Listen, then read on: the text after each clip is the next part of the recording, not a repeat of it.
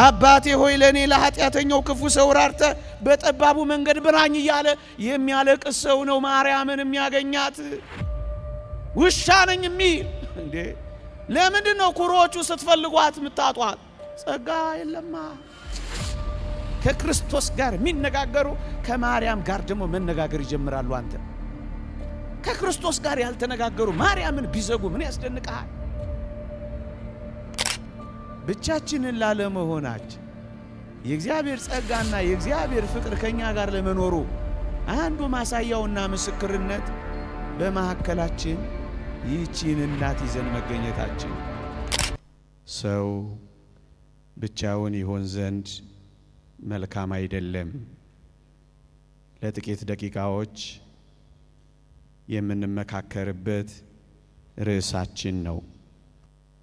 ይህንን ቃል እግዚአብሔር ለአዳም ሔዋንን ሲሰጠው ተናግሮታል። አሁን ደግሞ እኔ ማነሳው ከዚህ ምስጢር የተነሳ ጠርጠሉስ ወይም ቱርቱሊያን የተባለ ሊቅ የተናገረውን ነው። አነበዋለሁ። ሰው ብቻውን ይሆን ዘንድ ጥሩ እንዳልሆነ እግዚአብሔር ያውቅ ነበረ። ሴቲቱ ከእርሱ ጋር ትሆን ዘንድ ለእርሱ ለሰው እንደምታስፈልገው ይሄም እንዴት ጥሩ እንደሆነ ያውቃል። ይህቺውም ሴት መጀመሪያ ማርያም ስትሆን በኋላ ደግሞ ቤተ ክርስቲያን ናት ይላል። ለቀደመው አዳም ሔዋንን ብቻውን እንዳይሆን እንደሰጠው ዛሬ ላለነው ክርስቶሳውያን ብቻችንን እንዳንሆን መጀመሪያ ለማርያም ከዚያም ለቤተ ክርስቲያን ሰጠው ይላል ይሄ ሊቅ። ሰው በሐዲስ ኪዳን ብቻውን እንዳይሆን የተሰጠው ለቅድስት ድንግል ማርያም ነው። ለዚህ እኮ ነው በመጨረሻ የክርስቶስ የመስቀል ኑዛዜው የሚያወርሰው ሀብት፣ የሚናዘዘው ርስት፣ የሚሰጠው ስጦታ የሌለው ክርስቶስ ሀብት አድርጎ ስጦታ አድርጎ ብቻውን ለሆነው የሰው ልጅ እንደ ቀድሞ ሔዋንን አይደለም፣ አዲሲቷ ሔዋንን ቅድስት ድንግል ማርያምን ብቻችንን እንዳንሆን እናትን የተሰጠን። ምእመናን፣ የእውነተኛ ቤተ ክርስቲያን መገለጫዋ አንዷ ይህቺን ቅድስት ድንግል ማርያምን መቀበሏ ነው። ብቻችንን ላለመሆናችን የእግዚአብሔር ጸጋና የእግዚአብሔር ፍቅር ከኛ ጋር ለመኖሩ አንዱ ማሳያውና ምስክርነት በመሐከላችን ይህቺን እናት ይዘን መገኘታችን። ታስታውሳላችሁ ኦሪት ዘኍልቍ ምዕራፍ 17 ላይ ስለ አሮን በትር የተጠቀሰው ኃይለ ቃል እንዴት ይገርማል መሰላችሁ?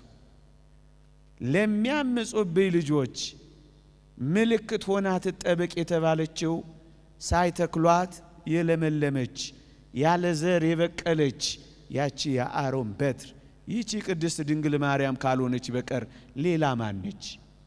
ምልክት ሆና የተቀመጠች ብቻችንን እንዳንሆን እናት የሆነች። ወገኖቼ የቤተ ክርስቲያን እውነተኛ አባል ካልሆነ እሷን በእናትነት ሊቀበላት አይችልም።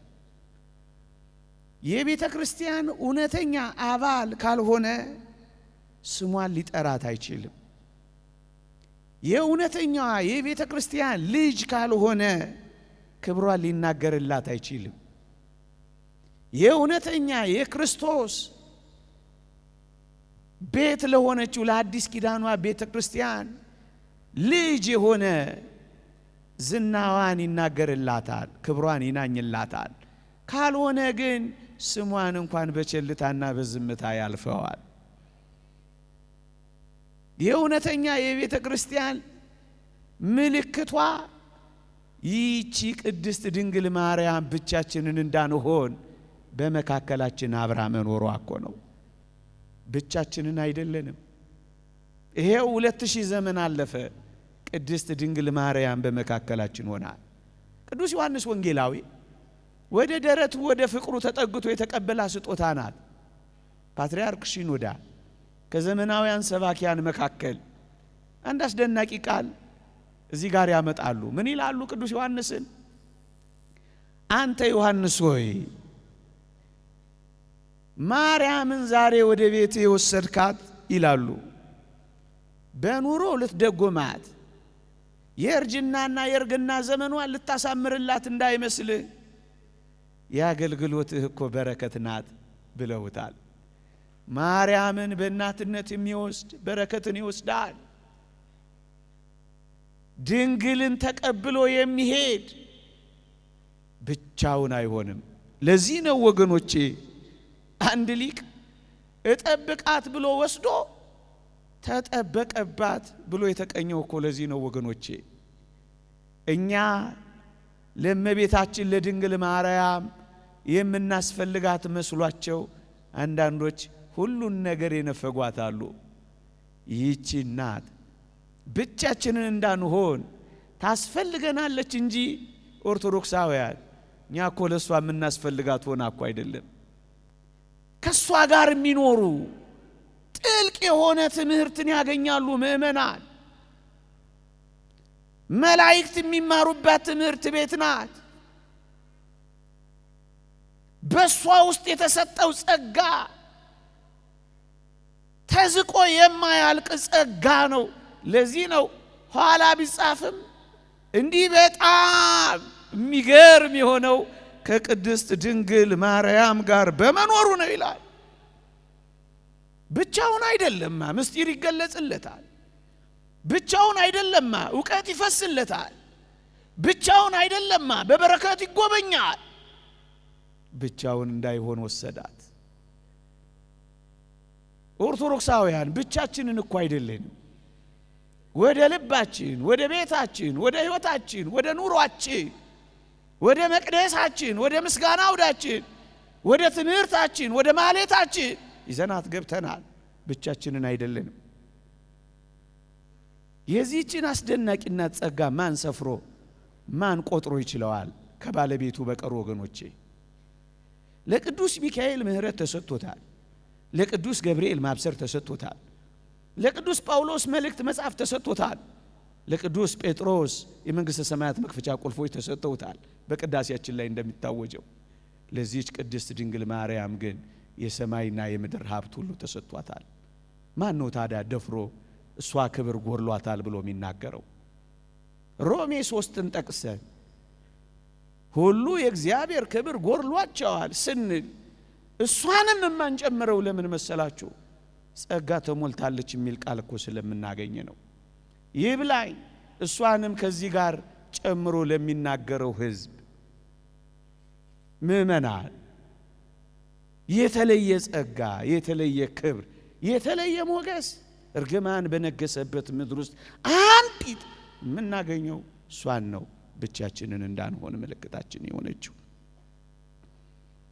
ሁሉ ኃጢአት ሰርተዋልና የእግዚአብሔርም ክብር ጎሏቸዋል የሚለው ማርያምን ይጨምራል ብለህ ስትናገር ጸጋን ሁሉ የሞላብሽ ወይ ይላታል ብለን እንነግርሃለን። ከሰማህን የተወደዳችሁ ክርስቲያኖች ብቻችንን እንዳንሆን የተሰጠችን ይህች ልዩ ስጦታ ምስክራችን ናት። ለዚህ ምስክሬ ማርያም ነው ያሉት እኮ አባቶቻችን። ለዚህ ነው እውነት ይህችን ቅድስት ድንግል ማርያም ጸጋ ስለሆነች ትዕቢተኞች፣ እብሪተኞች፣ የዚህ ዓለም ኩሮዎች የማያገኟት ልዩ ስጦታ ናት። ለትዕቢተኞች የማትደርስ ለትሑታን ግን ሞገስና ጸጋ ክብርና ጌጥ የምትሆን እኮ ናት ይቺ ቅድስት ድንግል ማርያም። ምክንያቱም ታስታውሳላችሁ እግዚአብሔር ትዕቢተኞችን ያዋርዳል፣ ለትሑታን ግን ጸጋን ይሰጣል የሚለው ቃል ምንኛ የታመነ ነው። ትሑታን ናቸው የሚያመሰግኗት፣ ትሑታን ናቸው የሚዘምሩላት፣ ትሑታን ናቸው ወደ ቤታቸው የሚወስዷት። ወገኖቼ ትሑት ካልተሆነ የማትገኝ ስጦታ ናት እሷ በትሕትና። ያዕቆብ ዘስሩግ እንደተናገረው ነገር ግን በምድር ላይ እንደ ማርያም ራሱን ዝቅ ያደረገ የለም ይልና በዚህም እንደ ማርያም የከበረ የለም ይላል። ዝቅ ስትል የምታገኛት ስጦታ ናት። ትዕቢተኞች አያወድሷት፣ ኩሮዎች ያባርሯታል። አለን አለን ባዮች አለፍም ብለው ይሰድቧታል። እንደሌለች ሊቆጥሯት ይሞክራሉ። ምክንያቱም ዝቅ አላሉ። ትሑታን የሚያገኟት፣ ትሑታን የሚወስዷት ልዩ ስጦታ ናት። ምክንያቱም እሷ አስደናቂ ትሑት የትሕትና እናት ናት። ጸሎቴን ሰማኝ አላለችም፣ ትሑት ናት። ትጋሃ ሌሊቴን አየልኝ አላለችም፣ ትሑት ናት። ጾሜን ተቀበለኝ አላለችም፣ ትሑት ናት። ጥበቤን ተመለከተልኝ አላለችም፣ ትሑት ናት። ደም ግባቴን አየልኝ አላለችም፣ ትሑት ናት። ይልቅ አንድ ነገር ብቻ ብላለች፣ የባሪያይቱን መዋረድ ተመልክቷልና አለች። ትሑት ስትሆን ነው የምትዘምርላት። ትዕቢተኞች አፍ ውስጥ ለምን ትፈልጓታላችሁ? ትዕቢተኞች ጋር ጸጋ ማርያም አትደርስማ።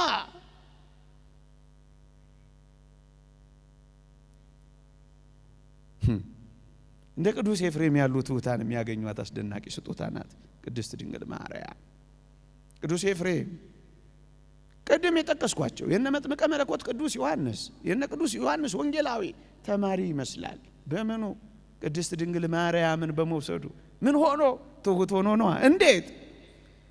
ምን ይል እንደነበር ታውቃላችሁ? ከጌቶች ልጆች የሚወድቀውን ፍርፋሪ የሚለምን ውሻ እያለ ራሱን የሚቆጥር ሰው ነበረ። ሰው ሲያመሰግነው ሰውነቱ በፍርሃት ይንቀጠቀጣል፣ ሰውነቱ በላብ ይጠመቃል። ሲያከብሩት እንባ ይቀድመዋል። በእንባ እየታጠበ አባ ባስልዮስን ምን እንዳለው ሰምታችኋል? አባቴ ሆይ ለእኔ ለኃጢአተኛው ክፉ ሰው ራርተ በጠባቡ መንገድ ብራኝ እያለ የሚያለቅስ ሰው ነው ማርያምን የሚያገኛት። ውሻ ነኝ የሚል እንዴ! ለምንድን ነው ኩሮዎቹ ስትፈልጓት የምታጧት? ጸጋ የለማ።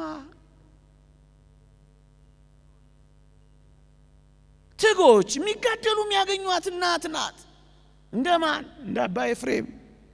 ጌታችን ቃል በቃል ደጋግሞ አነጋግሮታል አባ ኤፍሬምን። ቃል በቃል ከክርስቶስ ጋር የሚነጋገሩ ከማርያም ጋር ደግሞ መነጋገር ይጀምራሉ። አንተ ከክርስቶስ ጋር ያልተነጋገሩ ማርያምን ቢዘጉ ምን ያስደንቃል?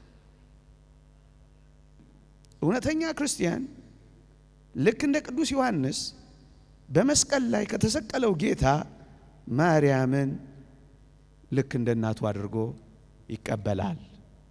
ክርስቲያን የሆነ ሁሉ ይህችን ቅድስት ድንግል ማርያምን እንደ ቅዱስ ዮሐንስ መስቀል ላይ ከዋለው ጌታ ተቀብሎ ወደ ቤቱ ይወስዳታል፣ ከሷም ጋር ይኖራል። ብቻችንን እንዳንሆን የተሰጠችን ልዩ ስጦታችን ማርያም እናታችን ናት። ይቆየን።